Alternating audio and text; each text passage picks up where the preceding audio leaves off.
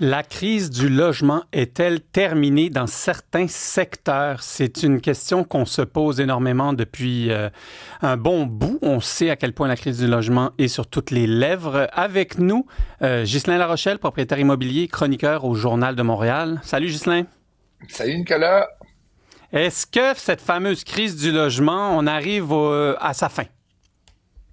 Ben, je te dirais que dans certains quartiers, dans certains types d'immeubles, ça tire à sa fin, et principalement dans tout ce qui est dans l'immeuble neuf ou dans l'immeuble qui est très avec des logements qui sont très très chers.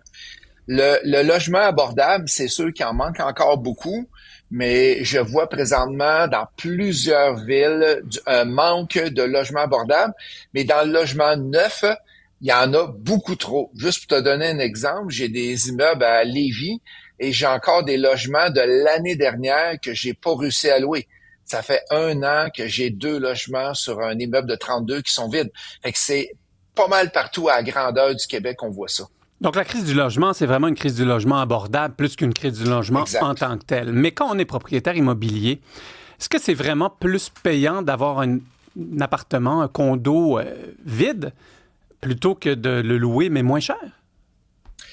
Ben, le défi qu'il y a, c'est que si tu le loues moins cher, le locataire est protégé dans son logement.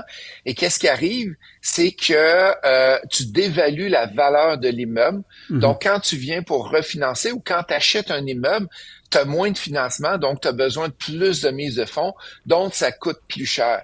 Souvent, qu'est-ce que les propriétaires et moi-même, qu'est-ce qu'on fait? On va donner des bonus. On va donner 1 mois, 2 mois. On va Mhm. donner un stationnement gratuit. On va donner accès au gym gratuitement. On va donner plusieurs choses pour ne pas baisser le loyer parce que les coûts de construction ont augmenté en flèche depuis le avant COVID à aujourd'hui. On parle de 67% d'augmentation des coûts. Ah, Fait quand même, hein? que c'est beaucoup et c'est pour ça que les loyers ont tant augmenté aussi. Mais les promoteurs immobiliers qui font des grandes tours, comme on voit souvent là à Montréal, les grandes tours à condos, ça prend des années à faire le montage financier, ça prend des années à construire. Ils l'ont pas vu venir que c'était beaucoup trop petit, beaucoup trop cher ce qu'ils construisaient. Pendant qu'ils construisaient, là, ils pouvaient pas changer les plans. Souvent, non, il y a plusieurs promoteurs qui l'ont pas vu venir. Qu'est-ce qui est arrivé? C'est que avant la COVID, les gens, les promoteurs, la location, qu'est-ce qui se louait bien? C'était des grands logements. On parle de Mhm. 1300 à 1700, 1800 pieds carrés avec le gym, avec la piscine. Même des fois, il y avait 2 piscines, le restaurant et tous les frais communs qui venaient avec. Et là, quand on est sorti de la COVID, oh, là, c'est différent. C'est tout ce qui est en bas de 1200 pieds carrés qui se loue le mieux. Et c'est les plus petits logements, moins de frais communs, moins de dépenses pour tout le monde. Fait que là, présentement, tu construis un immeuble flambant neuf. Tous les petits logements, le 3,5, le 2,5 et le petit 4,5 vont souvent en premier. Quand on arrive aux appartements, aux logements plus luxueux, là, ça prend du temps. Là, ça prend du temps à louer. Est-ce que, surtout pour une ville comme Montréal, où on sait que les jeunes familles ont tendance à quitter l'île, est-ce que c'est une problématique supplémentaire dans le sens où on a besoin de moins de grands logements à Montréal parce que les familles quittent? Et donc là, on a comme sur le plancher, là, en quelque sorte, on a une offre qui répond pas nécessairement aux besoins.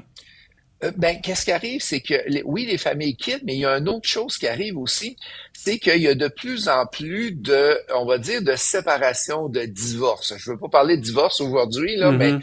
on sait il y a de plus en plus de 3,5, 4,5, une chambre, 2 chambres qui a des besoins, parce que quand tu te sépares, ben, tu t'en vas dans 2, 3,5, et les grandes familles, qu'est-ce qu'on voit dans les grandes familles? C'est les familles recomposées.